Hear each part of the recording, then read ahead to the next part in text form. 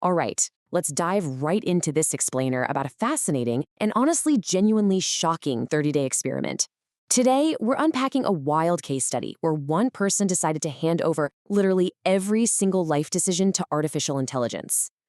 Just imagine surrendering your entire routine.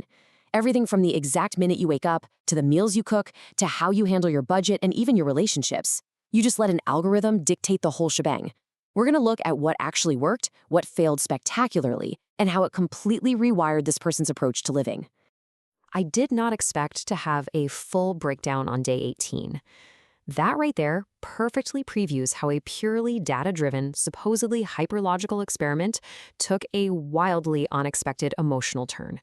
When we think of AI and productivity, we're usually picturing efficiency, right? Not emotional turmoil. But what started as a simple quest to fix a messy sleep schedule and maybe get a little more work done, yeah, it ended up revealing some profoundly uncomfortable truths about human nature. Section 1. Surrendering to the algorithm.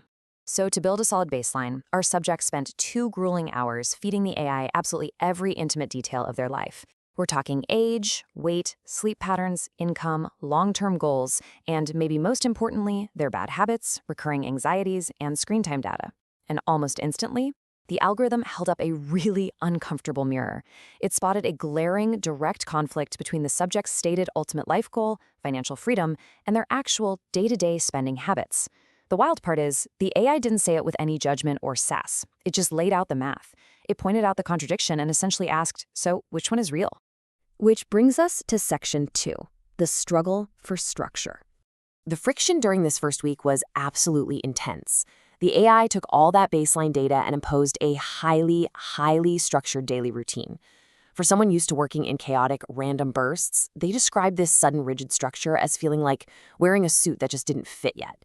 The schedule forced a brutal 6 a.m. wake up on someone whose body honestly treated that hour like a personal attack. But it also brought in this unfamiliar, highly optimized rhythm. It included strict intention setting, a strict no-phone rule for the first 30 minutes of the day, and most notably, it chopped the entire workday into strictly timed 90-minute blocks of deep focus. And the AI didn't just pull these work blocks out of thin air. It actually backed it up with research on ultradian rhythms. If you weren't familiar, these are basically natural human focus cycles that move in roughly 90-minute waves. The AI explained that fighting this biological rhythm is exactly why most of us feel so drained by the early afternoon. And you know what the crazy thing is? It worked. By just riding this natural rhythm, the subject miraculously finished every single daily task on their list by 4 p.m. on day 5.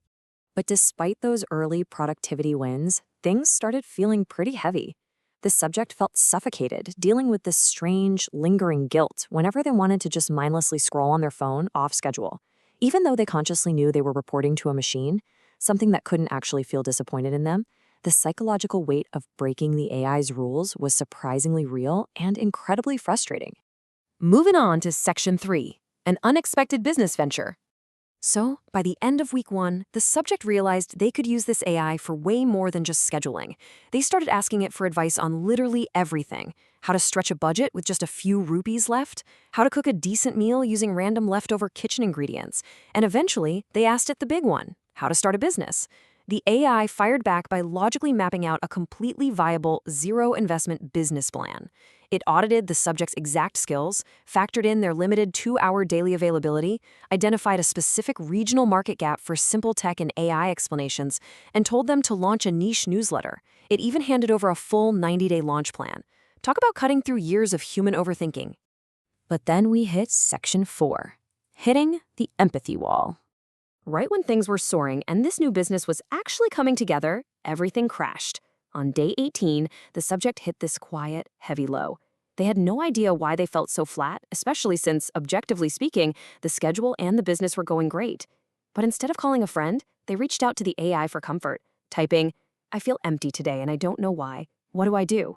The response really highlights the stark contrast between human emotional needs and machine logic. The AI processed the prompt and spat out a list of clinical, robotic, and ultimately hollow solutions. It suggested there might be dopamine depletion, told them to go get some sunlight, and advised speaking to a professional. The subject read this and felt absolutely nothing. It was just incredibly isolating. This right here was the major turning point of the entire 30 days. The subject realized that yes, an AI can absolutely optimize a schedule, but it cannot sit with you in the uncomfortable, wordless parts of being human. A hammer cannot hug you when you're having a bad day. In that moment, the subject literally closed their laptop and went to talk to a real friend for 2 hours. And guess what? That immediately fixed what the algorithm simply couldn't. Finally, Section 5, the 30-day results. So, after that breakdown, our subject totally reframed their relationship with the AI. They stepped back up into the role of CEO of their own life and demoted the AI to being just an analyst.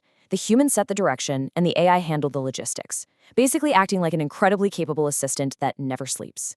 And the hard data from this new partnership, it is staggering.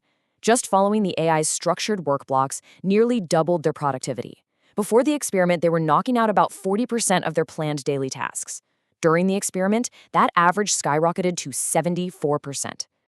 The AI-generated business plan also delivered some seriously impressive, tangible results. They gained 11 paid newsletter subscribers from absolute zero in just 30 days. Now, 11 might sound like a small number, but think about it. That represents an actual brand new revenue stream built entirely in just 2 spare hours a day, simply by following a path an algorithm designed. And because the AI acted as this flawless, completely non-judgmental financial mirror, the subject managed to slash their discretionary spending by a massive 28%. The best part is, they weren't making themselves miserable by cutting out everything they loved. They simply became hyper-aware of exactly where their money was disappearing, all because the AI laid the math out so clearly. Honestly, across the board, the metrics improved dramatically. Sleep jumped from 5.5 hours a night to over 7. Fitness consistency just exploded. Reading went from half a book a month to finishing 4 whole books. The AI provided the exact map needed to close the gap between who the subject was and who they actually wanted to be. But as the subject wisely noted, the walking was still theirs to do. Which brings us to a really fascinating conclusion. Since AI acts as this incredibly detailed, endlessly patient mirror, revealing what you actually do versus what you claim to want, what part of your life would you hand over to the algorithm first? Seriously, what's the very first thing you'd ask AI to fix? It's an incredibly powerful tool, but at the end of the day, you're the one actually living the life. Keep the messy, beautiful human parts for yourself and let the algorithm handle the rest.